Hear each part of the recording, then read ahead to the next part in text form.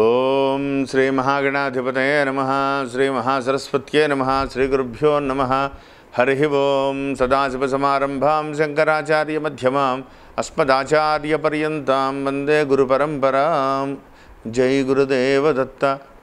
పరమేశ్వర స్వరూపమైనటువంటి సృష్టికి నమస్కారాలు చేస్తూ శ్రీ శార్వరీనామ సంవత్సరం, ఈ యొక్క శార్వరీనామ సంవత్సరంలో మేషరాశి ఫలితాలు ఏ విధంగా ఉంటాయో మీకు నేను తెలియజేస్తాను. ఈ శార్వరీనామ సంవత్సరంలో మేషరాశి వారికి ఆదాయం 5 గాను, వ్యయం 5 గాను, రాజ్యపూజ్యం 3 గాను, అవమానం 1 గాను.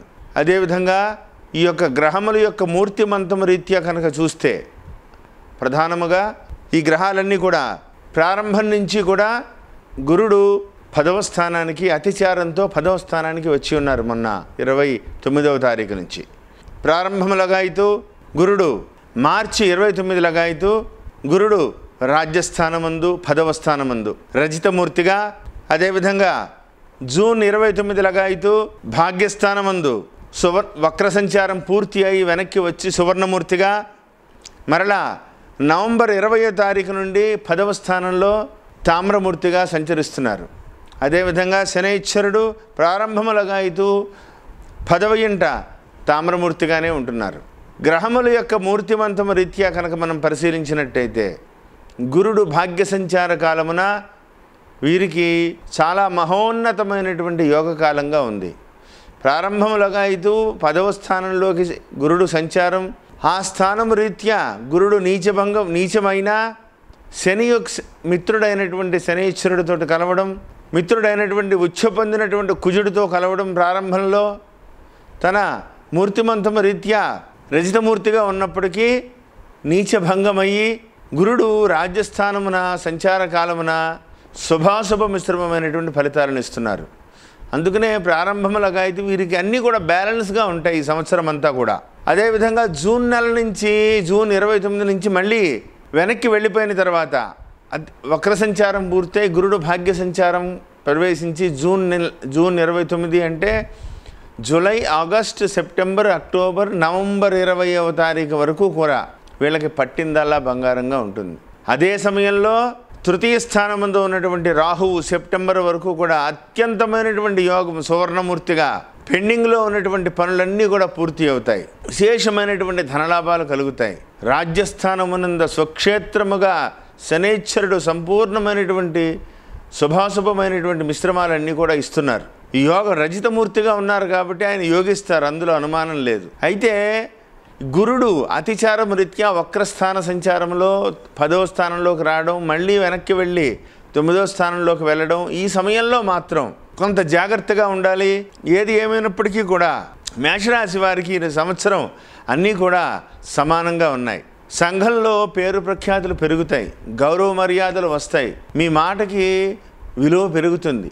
చాలా రోజులుగా పెండింగ్లో ఉన్నటువంటి పనులన్నీ కూడా పూర్తి అయ్యి దశానిర్దేశం జరిగి అధికారం చేతిలోకి వస్తుంది. రాజకీయ నాయకులకైతే ఖచ్చితంగా నూతన పదవీ స్వీకారం ఖచ్చితంగా జరుగుతుంది. ఈ రాశిలో జన్మించినటువంటి మహోన్నతమైనటువంటి స్థానంలో ఉన్నటువంటి రాజకీయ నాయకులు అయితే వాళ్ళ మాటకు ఎదురు లేదు అనే విధంగానే ముందుకు దూసుకు వెళ్తారు. కానీ ఆరోగ్య విషయంలో జాగ్రత్తగా వహించాలి. సెప్టెంబర్ తర్వాత వాక్ స్థానము, కుటుంబ స్థానం, ద్వితీయ స్థానంలోకి సంచరించే వస్తున్నటువంటి రాహువు వల్ల కొద్దిగా ఇబ్బందులు కలిగేటువంటి ప్రమాదం కనబడుతోంది. అదే సమయంలో నవంబర్ 20 తర్వాత గురుడు భాగ్యస్థానం నుంచి మళ్ళీ రాజస్థానానికి మారిపోతున్నారు. దీనివల్ల గోచార ప్రభావంలో ఉండేటువంటి విధి విధానాలను మాత్రమే పరిగణనలోకి తీసుకోకుండా ప్రతి వ్యక్తులకి కూడా వ్యక్తిగత జాతకం, పుట్టినప్పటి నుంచి ఉన్నటువంటి వ్యక్తిగత జాతకం అనేది ప్రధానమైనటువంటి అంశం.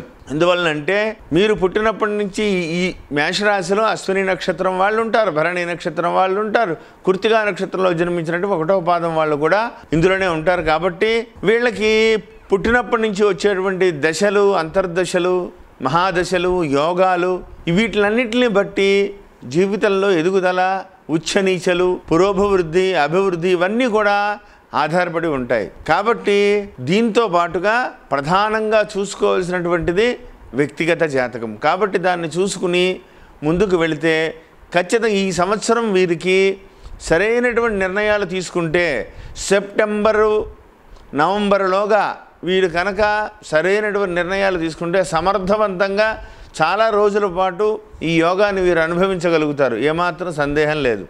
ఒక్కసారి సరైనటువంటి వ్యాపారంలో కానీ సరైనటువంటి ఉద్యోగంలో కానీ వెళ్ళి ఒక ఫౌండేషన్ ఏర్పాటు చేసుకుంటే దాని మీద అభివృద్ధిలోకి వెళ్ళగలుగుతాము, దశానిర్దేశం చేసుకోగలుగుతాం. కాబట్టి శుభకరమైనటువంటి ఈ సమయాన్ని మీరందరూ కూడా ఉపయోగించుకోవాలి. లేకపోతే అంటే మనం ఇల్లుండగా దీపం ఉండగానే ఇల్లు చక్కబెట్టుకున్నట్టు మనకి గురుడు భాగ్య సంచార కాలంలో శుభయోగంలో ఉన్నారు. కాబట్టి సమయాన్ని మనం ప్రతి విషయంలోనూ కూడా వ్యక్తిగతమైనటువంటి విషయాలలో ప్రతి విషయంలోనూ కూడా జాగ్రత్త వహించి ముందుకు వెళ్తే విజయం సాధిస్తారు. విద్యార్థులకి అపూర్వమైనటువంటి విద్యావకాశాలు కలగబోతున్నాయి, అందులో ఏమాత్రం సందేహం లేదు. విద్యార్థులు ప్రత్యేకమైనటువంటి శ్రద్ధతో మీరు కనుక శ్రద్ధ వహిస్తే మీకు అభివృద్ధి కలుగుతుంది, ఉన్నతి కలుగుతుంది. అంతేకాకుండా ఈ రాశిలో జన్మించినటువంటి స్త్రీలకు మాత్రం రాహువు ద్వితీయ సంచార కాలంలో, కేతువు అష్టమ సంచార కాలంలో చాలా జాగ్రత్తగా ఉండాలి. ఉదర సంబంధమైనటువంటి అనారోగ్య సమస్యలు తలెత్తేటువంటి ప్రమాదం కనబడుతోంది. జాగ్రత్త వహిస్తే సత్సంబంధమైనటువంటి గైనిక్ రిలేటెడ్గా ఉండేటువంటి ప్రాబ్లమ్స్ అయితే కనుక అశ్రద్ధ చేయకుండా ఉండాలని ప్రత్యేకంగా చెప్పదగ్గ సూచన.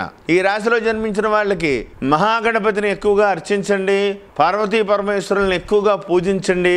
వస్తే కనుక నిత్యం ఆడవాళ్ళు లలితా సహస్రనామ పారాయణ చేయండి. ప్రతి శనివారము కూడా ఇంట్లో సాంబ్రాణి ధూపం వేయండి. గ్రహాలన్నీ కూడా ఆ యొక్క శాంతి లభించి మీకు అందరికీ కూడా విజయం చేకూరుతుంది. ఏదేమైనప్పటికీ కూడా అశ్వనీ నక్షత్ర జాతకులకు ఈ సంవత్సరం చాలా బాగుంది. వీళ్ళు జననకాల సమయంలో ఉన్నటువంటి పరిస్థితులను కనుక చూసుకుని ముందుకు వెడితే ఇంకా విజయవంతంగా ఉంటుంది. విద్యార్థులు చాలా శ్రద్ధ తీసుకుంటే అపూర్వమైనటువంటి స్థితిగతులు కలిగేటువంటి అవకాశాలు చాలా కనబడుతున్నాయి. కాబట్టి ఆ దిశగా ఆలోచించి ముందుకు వెళ్ళాలని ప్రత్యేకంగా చెప్పదగ్గ సూచన.